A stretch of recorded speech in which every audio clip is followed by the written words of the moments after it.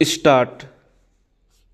महोदय, सर्वप्रथम मैं सम्माननीय वरिष्ठ सदस्य को यह महत्वपूर्ण विषय उठाने के लिए धन्यवाद देना चाहूँगा और साथ ही उन सब माननीय सदस्यों को भी धन्यवाद देना चाहूँगा जिन्होंने इस चर्चा में भाग लिया और महत्वपूर्ण सुझाव दिए।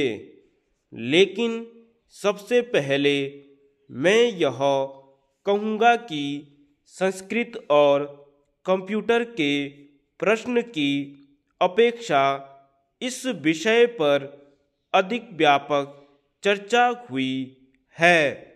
इसके अंतर्गत सभी भारतीय भाषाओं पर संस्कृति के प्रश्न पर आयुर्वेद, नक्षत्र विज्ञान, बीजगणित, ज्यामिति और प्राचीन काल से अर्जित संपूर्ण ज्ञान पर चर्चा हुई है। और मैं यह कहना चाहूँगा कि इस प्रकार की चर्चा पर न सिर्फ विज्ञान और प्रौद्योगिकी मंत्रालय या इलेक्ट्रॉनिक्स विभाग द्वारा बल्कि शिक्षा, स्वास्थ्य और तथा अन्य क्षेत्रों द्वारा भी विचार किया जाना चाहिए।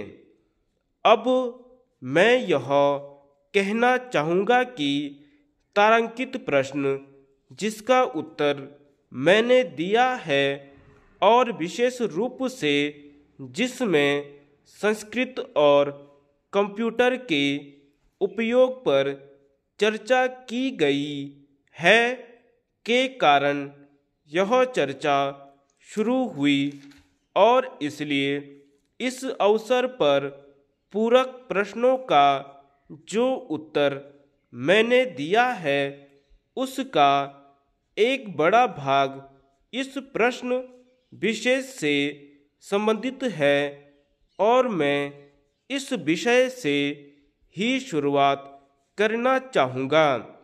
सर्वप्रथम हमें यह बात स्वीकार करनी है कि हमारे यहाँ अनेक भाषाएं हैं और वर्षों से जिस प्रकार से भाषाएं सिखलाई जा रही हैं उसे नई प्रौद्योगिकी से लाभ पहुंचा है। इस बात से विज्ञ है कि सैकड़ों वर्ष पहले यदि आप कोई भाषा सीखना चाहते थे तो आपको उस जगह, उस देश, उस क्षेत्र में जाकर और वहाँ के लोगों से उसे सीखना पड़ता था।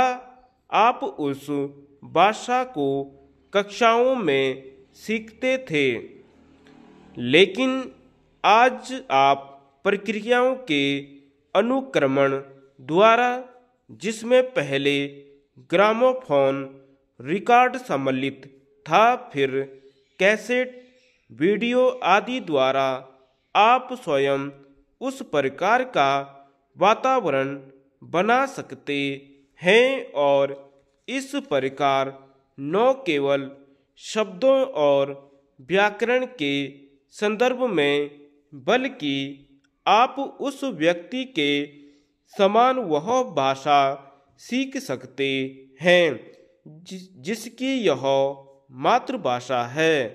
इसलिए इस संदर्भ में शिक्षा संबंधी तकनीकों में विकास हुआ है। इसी अर्थ में मैंने पहले किए गए प्रश्न और उसके उत्तर में संस्कृत सीखने और पढ़ाने में कंप्यूटर के उपयोग का उल्लेख किया था। यह पहली बात है जो मैं कहना चाहता हूँ। इस संदर्भ में पहले ही मैं विस्तार पूर्वक बता चुका हूँ, अतः मैं फिर से इसकी चर्चा नहीं करूँगा। धन्यवाद।